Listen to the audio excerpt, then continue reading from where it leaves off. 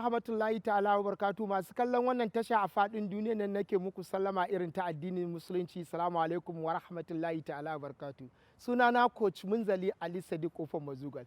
Motsa jiki yana da muhimmanci. Motsa jiki ka daure ka motsa. In baka motsa jiki ba, shi jikin zai motsa ka. To yau abin da za mu taɓa, kwankwaso za mu taɓa. Shi ko baya in ce, shi akwai larurai da lurai da yawa wanda yake kawo ciwon baya. Amma mu ɗau abu guda biyu masu muhimmanci wanda suke haddasa mana ciwon baya. Na farko akwai sanyi, shan ruwan sanyi in yayi ma yawa, ko shiga AC, ko zama area da take sanyi yana haddasa ciwon baya. Sai abu na biyu, rashin iya zama. In baka iya zama akan kujera ba ko a zaune, shi ma yana haddasa ciwon baya. Abin da nake nufi, masu zaman ofis idan suka zo kan kujera suka zauna, mafi akasara idan suka zauna zaka ga sun zauna kan kujera sai su bend da bayansu su lankwasa bayan. Wannan bayan da kake lankwasawa haka, ka zauna kan kujera sai ka lankwasa bayanka yau da gobe kana wannan lankwasan, sai ya zamanto baya ya fara ciwo.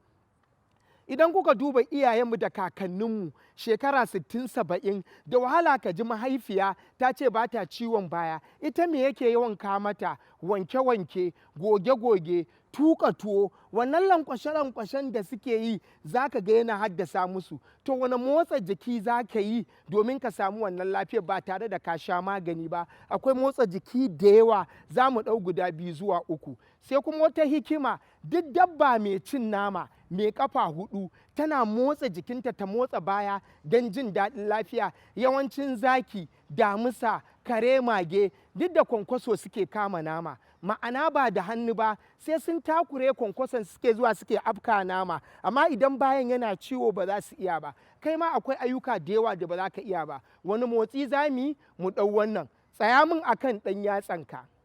Ka ga inda na tsaya? Kuma ku tsaya.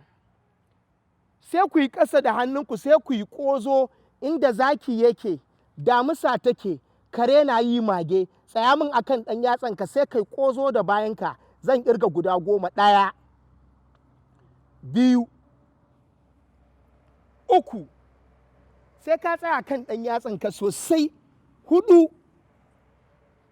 5. Sai kai ƙasa kai ƙozo da bayanka. 6, 7, 8. Muna 9. Mun zo 10, saura 10.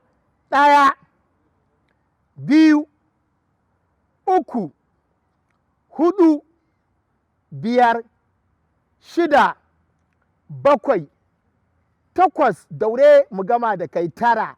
Masha Allahu. Ya kaɗan ji. Sai na 2.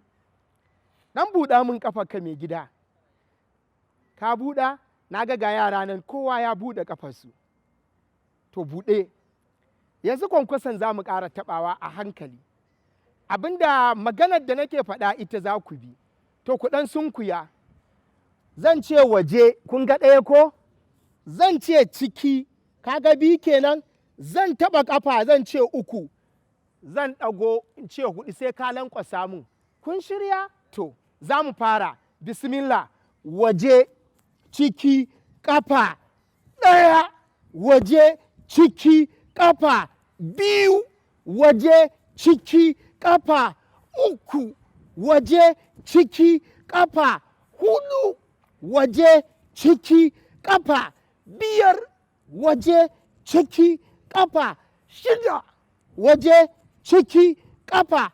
7, waje, ciki, ƙafa. 8, waje, ciki, ƙafa. 9, waje, ciki, ƙafa. Kowa ya riƙe. 1, kakka sakan min, kada ka saki. 2, 3, 4, 5, buɗe idonka.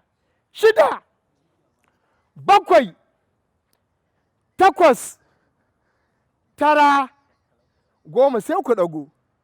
Kun san ɗan jarida yana da wata hikima. Idan ya je ya tambayi wannan ɓangaren, sai ya tambayi wannan ɓangaren don ya yi adalci. To mu ma mina ma adalcin, tsuke mun ƙafarka. Kash, lokaci ya cin mana. Amma ku biyo mu lokaci, za ku ga babban adalci za mu yi a kan kwankwasonmu. A madadin ni coach Munzali Ali Sadiq Kofar Mazugal nake mana sallama. Wassalamu alaikum wa rahmatullahi ta'ala wa barakatuh.